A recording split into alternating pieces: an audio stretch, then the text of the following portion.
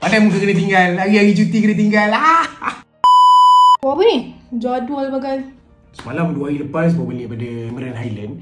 Malam hari Sabtu totally rest. Hari ni baru ada orang kata kesempatan untuk buat perancangan training. Mungkin 4 hingga ke 6 jam lah. So hari cuti je, Sabtu Ahad je yang boleh buat planning training macam ni. Sebab hari weekday tu, walaupun saya pergi juga Padang training pagi sekejap, lepas tu kena masuk office with football untuk buat kerja dan discussion banyak. Untuk hari cuti lah kita boleh buat plan untuk training dalam jangka masa yang panjang. So 4 ke 6 jam ni merangkupi apa tau.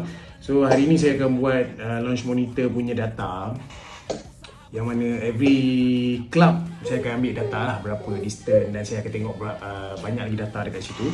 Lepas pada range session, saya akan pergi kepada short game, putting dengan chipping. So tu mungkin range session 2 jam, dekat putting chipping mungkin 2-3 jam. Lepas tu saya akan pergi kepada strengthening sikit, gym, lepas tu recovery dekat sauna ke. So mungkin benda tu akan makan masa 4 ke hingga ke 6 jam.